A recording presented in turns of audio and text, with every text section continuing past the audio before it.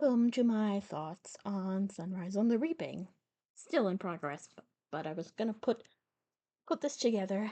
This is my intro to my thoughts about the alchemical symbolism, viewing it through that lens, viewing it sort of as an alchemical allegory, which often helps me sort of unpack the logic of what Suzanne's doing. Thought this image was hilarious and apt.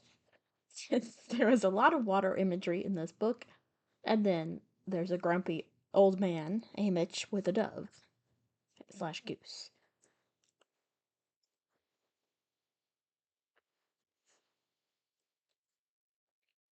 So she begins it with this idea of David Hume, the idea of questioning if can we change the course of the sun, or well, we just count on the sun rising when we could actually have more of an idea of agency in terms of structuring the patterns that we see recur in the world, which Lenore Dove does in her talk with Hamish at the beginning, trying to break down that logic of why do you think this is inevitable? Like, can't we envision a world where this doesn't happen? And then Hamish eventually gets converted to that viewpoint. By the end, he says, I fulfill my promise about the reaping, or at least lend a hand. But she says, I can't come to her yet. I have to look after my family. So he's gone through this whole sort of hero's journey in a way of disbelief and then the sort of like call to action kind of thing. And then he's helped lend a hand in creating a world. Finally, the rebellion was successful in that they no longer have the reaping. And that he's created a sort of found family with Katniss and Peeta and then the geese that he gets from them. So basically, the idea of this alchemy thing, which is, it gets very complicated very quickly, but I'll try to make it sort of go step by step. It's this idea of coming from. Or did I miss a slide here? No, okay. I thought I've changed the order. Okay. There's this idea of there's mainly three stages, and it's this idea kind of turning lead into gold and going through all these stages, and it's more become almost a metaphor for like the journey of the soul toward enlightenment or like spiritual perfection or anything like union with the divine or things like that. But or it's kind of but it's not necessarily just a one-time thing. It's like whenever you go through a dark night of the soul, and then you gradually overcome that, or things like that, And it's become a big literary thing as well, and in art, and the symbolism really inspires people. So there's a lot of imagery and symbolism with each stage. So there's three stages. There's the Negredo, the Albedo, and the Rubedo. And then there's all these other stages. And how it sort of came to be was it was just people messing around doing these proto-scientific experiments, and less, you have this idea of people, trying to just cheat people and make this fake gold and be kind of con artists. And there's some people definitely doing that, but there was also this idea of like what are the limits of nature, and like what can we do, and like just trying different things in this sort of scientific laboratories and seeing how metals react to different metals, or to heat, or to liquid, or to quicksilver, or this idea of kind of chemical experiments that were before chemistry. Okay, so Sunrise and the Reaping. It's full of esoteric symbolism, which I think also is why in a way, it feels like less of an immersive book and more of like just a clear kind of allegory, because the symbolism is so omnipresent.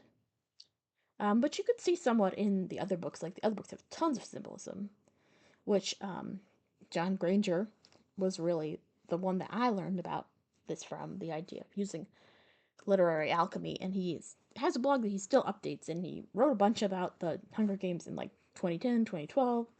And he's also done a lot about like Harry Potter and other things about unpacking alchemical imagery. So that is what I'm building from, and he talks in depth on his blog about the Hunger Games, Catching Fire, and Mockingjay as a sort of alchemical cycle of what they call the Great Work. And then I would, building off of that, say that I think that Ballad of Songbirds and Snakes is like this new trilogy, kind of. Uh, Even though she hasn't announced a third book, I feel like she probably will have a third book because it's such like a three sort of dependent cycle. And she was a playwright and then a TV writer, and she has like this idea of really these ideas of story structure sort of ingrained, and that's part of why her books are so satisfying and why they've had such widespread success.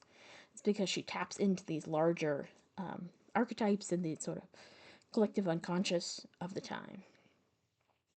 So there's also um, a lot going on with the sort of triad of Katniss and Peeta and Haymitch, but I'm not going to go as much into that right now. But I do want to talk about it more. But basically, I think it's like this idea of the body, the soul, and the spirit.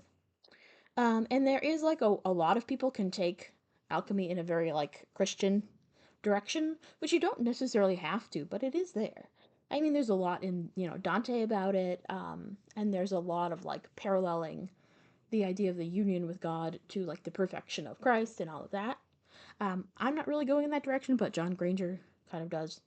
He does a lot more, so it's interesting to play around with. I do love some theology and some Christian iconography, but I think you can just make it more general. You don't doesn't necessarily have to be about Jesus and so.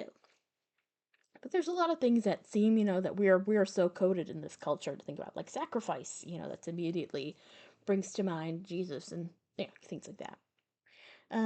So basically, ballad is the first stage of the Negredo, the sort of blackening stage of the burnt, like being burned to ashes kind of thing. Coal, very similar.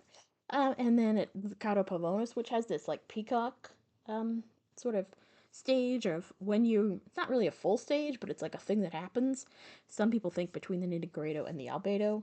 There's obviously some disagreement, and it's sort of shrouded in mystery, so there's a lot of like conflicting treatises and conflicting manuscripts. And this was the thing that people were doing over hundreds and hundreds of years, and like somewhat secretly and somewhat metaphorically. So it's like very hard to parse, it's really even happening, or like people said they did things and then they didn't. But apparently, one of the things that happens is when you're messing around, burning lead and trying all these different chemical and manipulations, that there is a thing that happens, that there's a brief shimmering of a ton of colors coming from the lead and all these other different minerals that you mix in.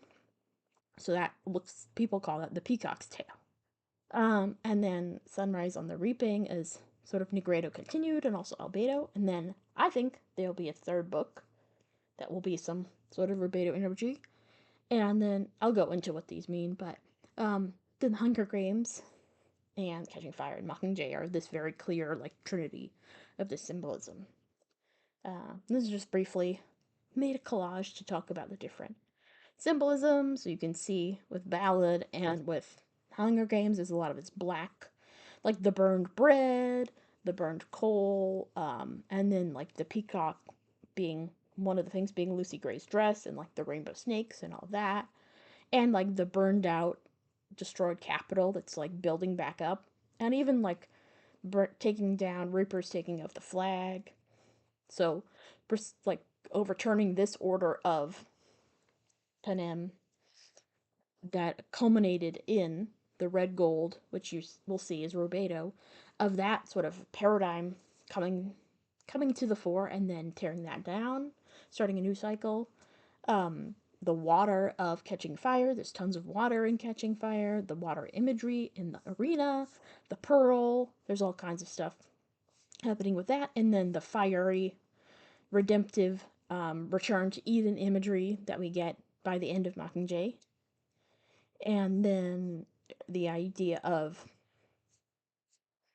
this water imagery again, water and milk imagery, and these start of the explosive imagery in um, sun, Sunrise on the Reaping, and the start of the sun imagery as well. So the whole cycle is referred to as the Great Work. And this is a sort of, there are all these crazy illustrations, mostly medieval, from different cultures all over the world of these different stages. And you will see that in the end, it ends up this whole thing of with a dove or a phoenix. And that's one of the big things. It's like the reconciliation of opposites. Um, and there's a raven, and there's a lion that's eating the sun, all of this stuff. And the idea was immediately struck with the fact that Hamish, his mother, does laundry much like Gail's mother. There's you immediately, both with him distilling the liquor and then with him helping her, and he doesn't end up helping her fill up the cistern, and that's a whole thing. But and her idea of like using different water for a different price, that's so alchemical and specifically albedo. But basically, it's like a whole thing is really a purification ritual to purify yourself to become like more spiritual or get rid of your. Jung got really into alchemy, and he talks a lot about like facing the Jungian shadow and self actualization as the goal of the alchemical process. It's more about Negredo.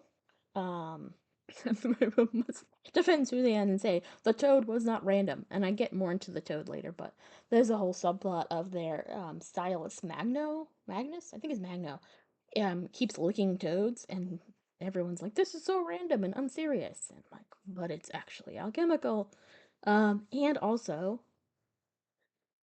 trigger warning for violence, I guess, but you probably don't care if you've read this book. There's a whole theme of I was like noticing in this book, everyone is decapitated. Most of the people who die from like being shot in the head or being, had their head cut off, or there's all of this head imagery. So that's also like a sign of the Negredo, apparently. And the Raven, constantly quoting the Raven and the mines, and all this thing of like this idea of this dove eventually coming out of this putrefaction,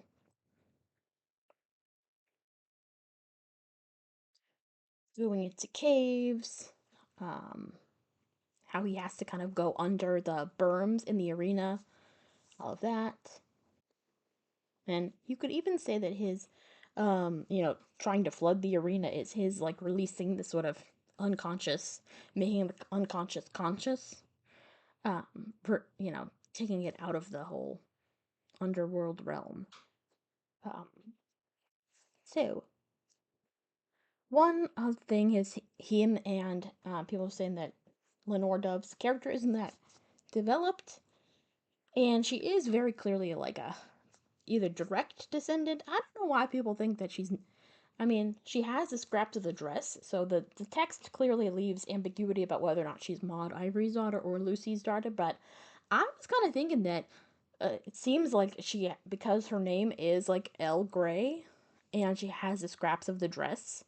It seems to me that there's like at least parallels going on. I think there's an argument to be made that she could potentially somehow be Lucy's daughter, or granddaughter, depending on the timing.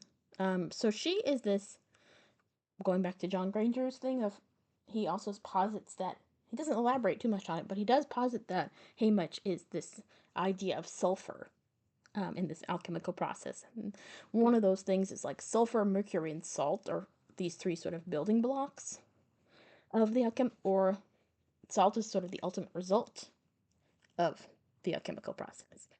Um, and then also thought that was interesting. Negredo, much like the Venus retrograde, much like Lent, lasts 40 days, and he's actually 41 when he meets Katniss, or he becomes her mentor rather. We must assume that he had met her before, even if he didn't, even if he was in his isolation era. Um, so the poetry and the music is a sort of counterpoint to his melancholia, and she's this sort of like archetypal dove and Holy Spirit that brings him further into consciousness.